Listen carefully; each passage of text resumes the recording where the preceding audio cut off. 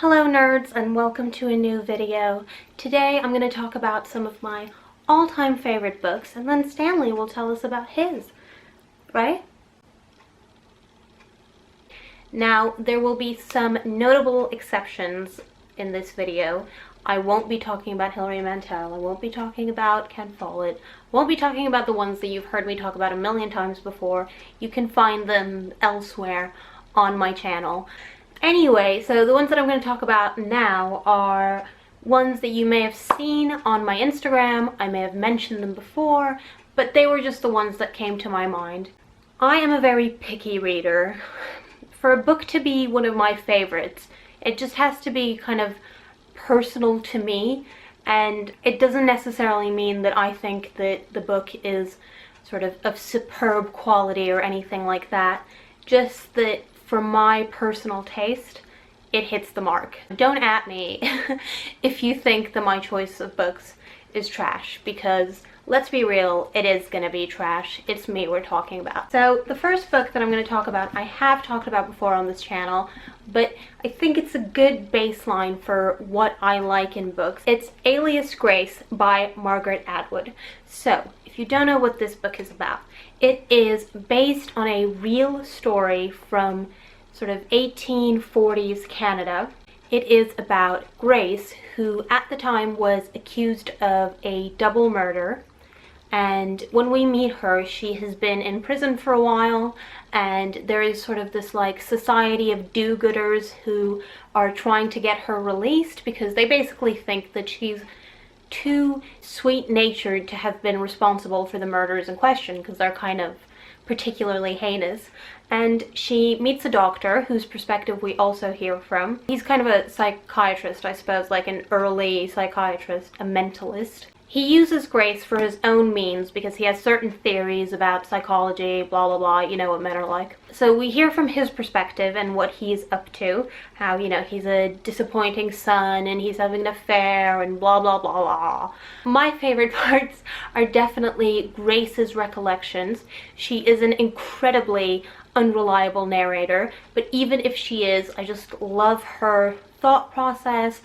I really like this book because obviously it's historical fiction, which I love. It talks about, you know, white people. I love white people. Like, I really like books that come from the perspective of working class people, poor people, because I am a poor people, and not necessarily right now, but I come from poor people, and I really, really connect to those types of stories. Furthermore, I just really like Grace. She is an incredibly resilient character.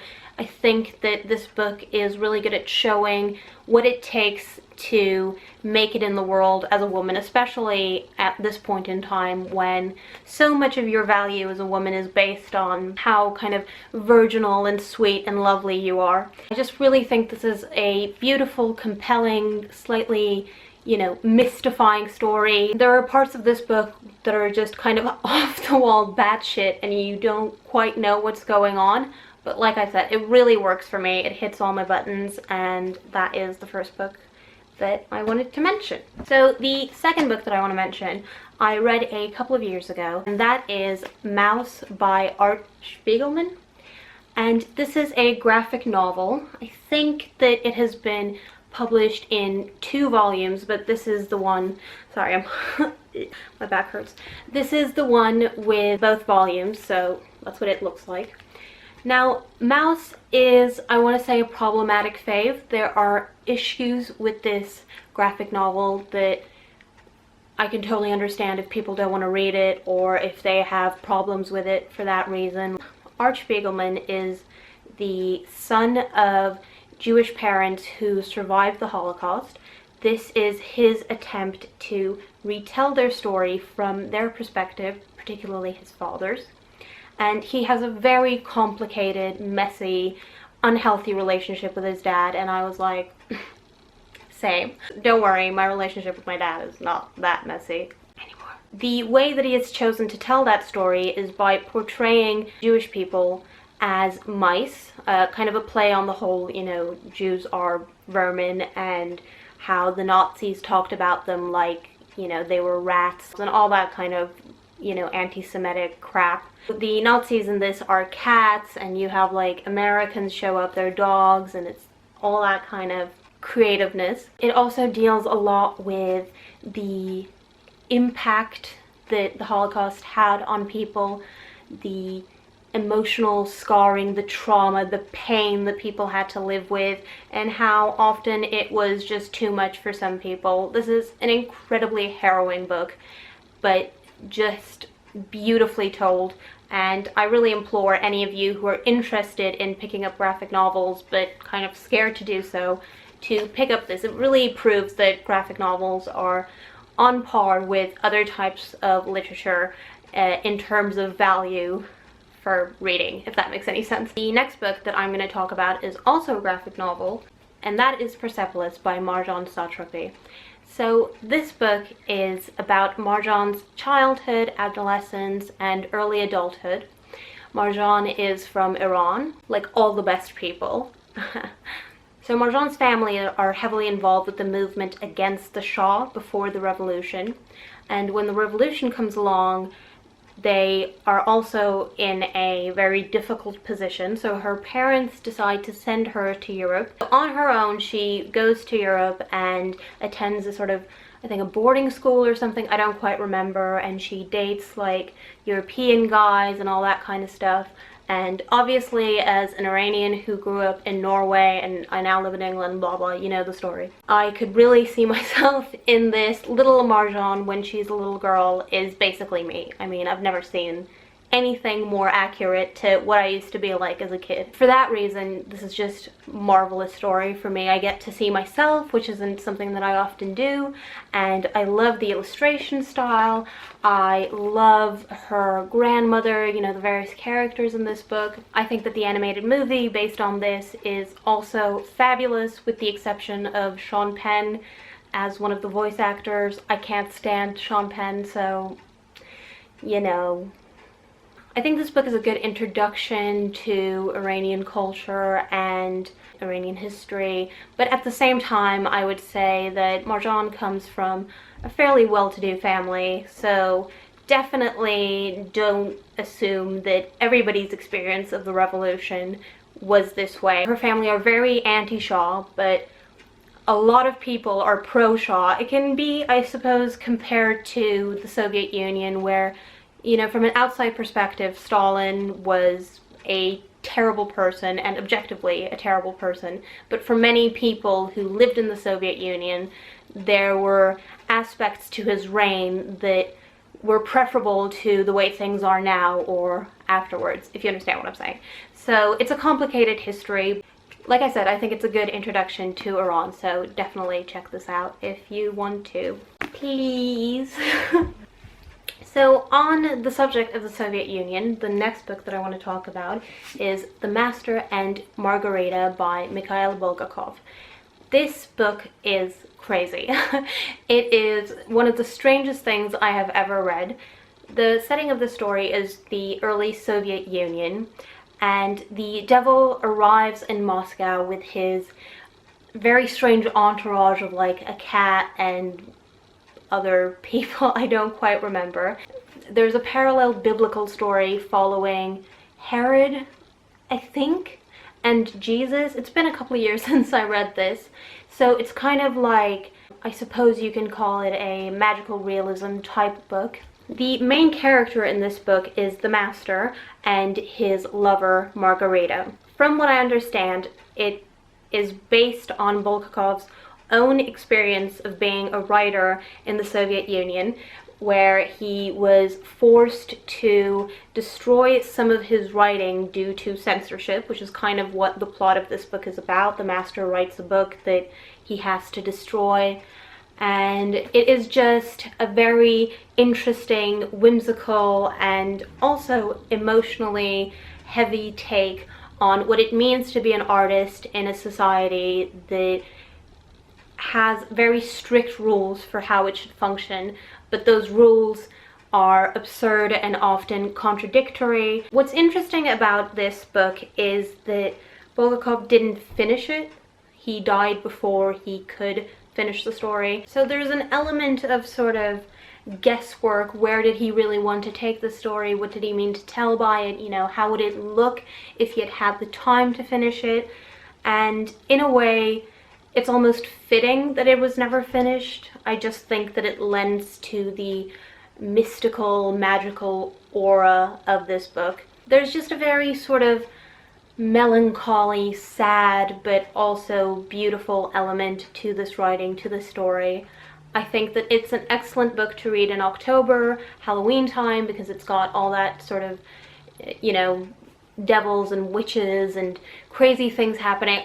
You know, just read it. Honestly, it's really hard to explain. The only thing I would say is that because this is translated fiction, check out the different translations available, because the translation that Sam had, I really did not like. So I picked up this translation, which is by Michael Glennie. Now, other people might not like this, but I thought that this was the one that worked the best for me. So that is my personal recommendation if you are going to try this out. And also, these editions are gorgeous.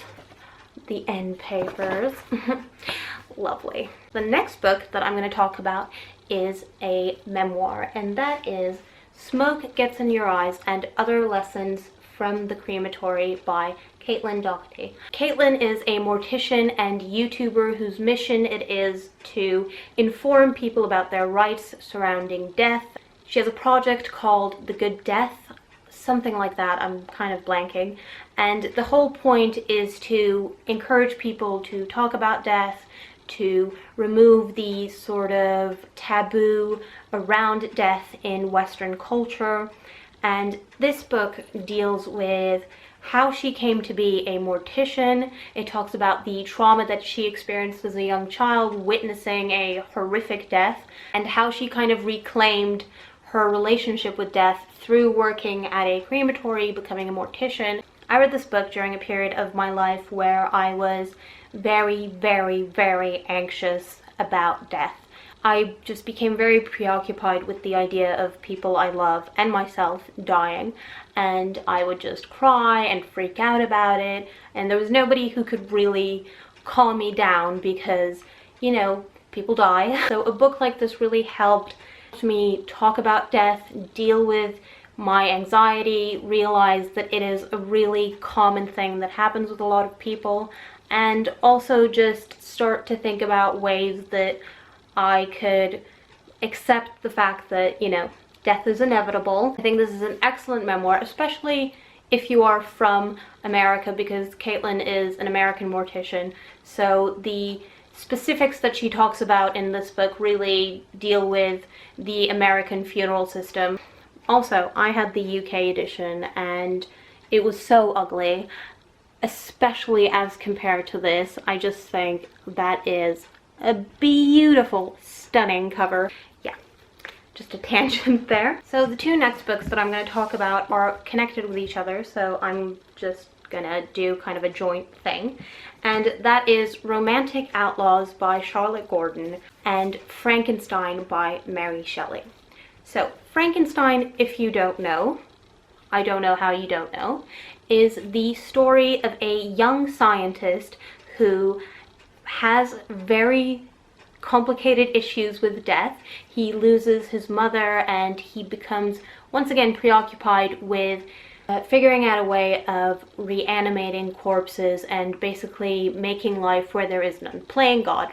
So he creates a creature, and the second that the creature comes to life, he rejects it.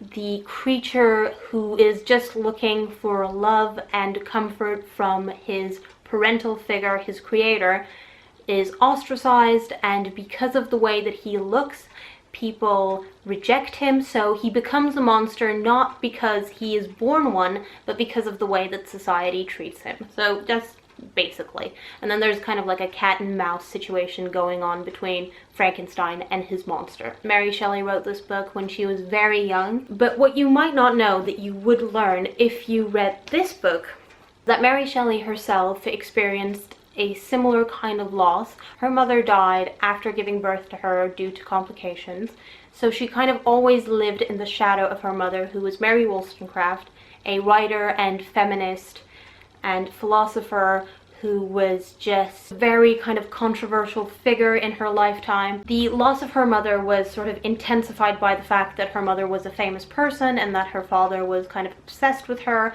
Also, he wrote a biography of their experiences together, which made her even more controversial and more difficult for Mary to kind of grow up in the shadow of two parents who were very politically vocal and, as I say, controversial figures. Could I use the word controversial any more times?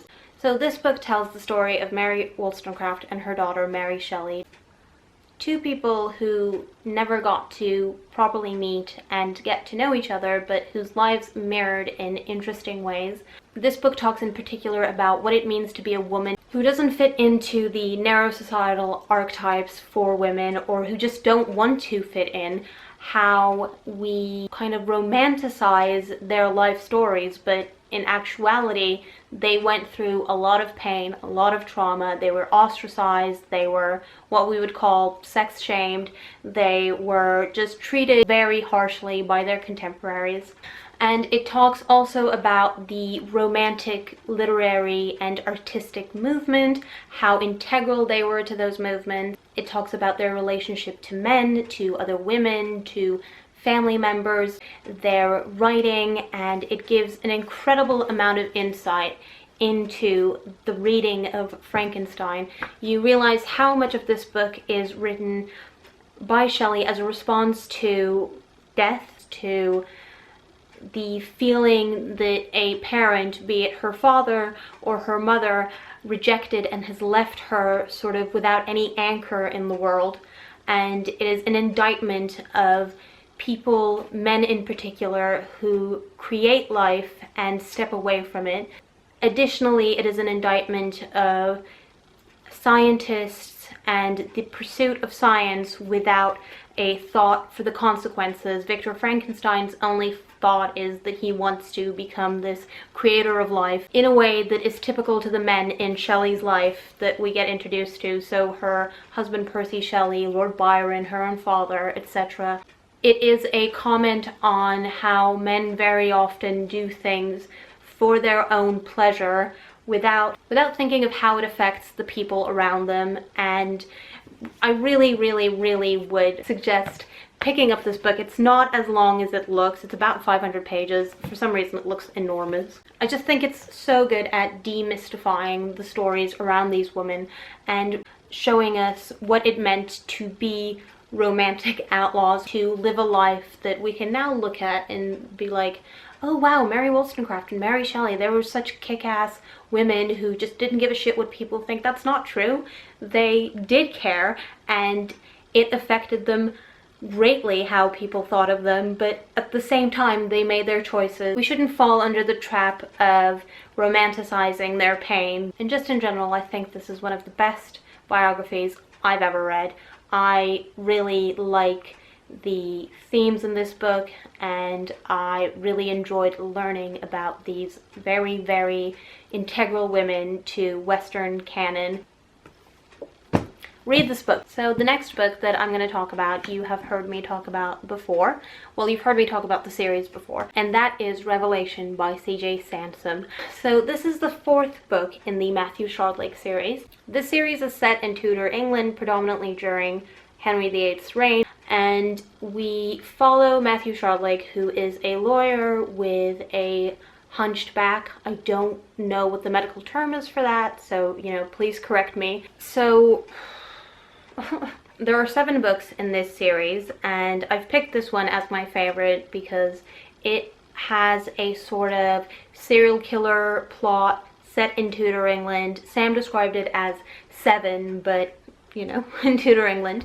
And I love this series. It has so much of what I like, you know, historical fiction, vulnerable characters who are ostracized by society but are really good people. Matthew Shardlake is one of my favorite characters of all time. He is a gullible idiot sweetheart who is also extremely intelligent but cares about everybody around him, and he's like a father figure to all these like waifs and strays. All of the books are set up as mysteries that also kind of have a second storyline that usually have to deal with politics or some sort of popular movement. For example, the seventh one follows a peasants' rebellion in England. I have probably listened to the audiobooks of this series like 5 times each. I will hopefully never get tired of them, and what's great is that CJ Sampson is an extremely private person, so hopefully he will never say anything that will ruin my enjoyment of these books like other authors do. J.K. Rowling. You know, I can just live in blissful ignorance of if he's a problematic person. Please. Anyway, I just think that these are great books. They have a surprising amount of representation for disability, people of color, and I just love them. I really don't have anything else to say. And I think reading these books before I went into reading Hilary Mantel really helped me in knowing the place and time and all the characters, because I know a lot of people complain with Hilary Mantel that they can't quite follow all of the Thomases and all that kind of stuff, and fair enough, but when you have read this, it really helps, I think, the enjoyability factor. Anyway, so the next book that I'm going to talk about is Nicholas and Alexandra by Robert K. Massey. So this book focuses particularly on Nicholas and Alexandra's relationship. It talks about how Nicholas's marriage to Alexandra really created problems for him because at the time the Russian population hated her, especially because she was German, came from a Protestant family, and they just had very sexist ideas of women, and basically Nicholas himself wasn't a very strong character, so he was accused of being ruled by his wife. She also was responsible for bringing Rasputin into the fold, who was an incredibly unpopular figure.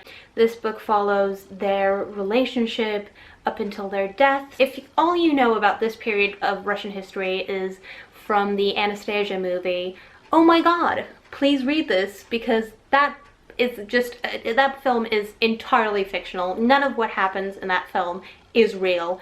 Anastasia did not survive. I think reading about their relationship it's quite sad, because in any other situation they could have just been a normal couple who lived together, had 4 daughters, but instead they were in a position of enormous power and responsibility that neither of them was fully equipped for, and it led to their extremely gruesome and depressing deaths. What you may know about this family is that the Tsarevich, who is essentially the crown prince in Russian imperial history, was born a hemophiliac. Because of that, he was incredibly sickly and spent a lot of his childhood just suffering from enormous pain.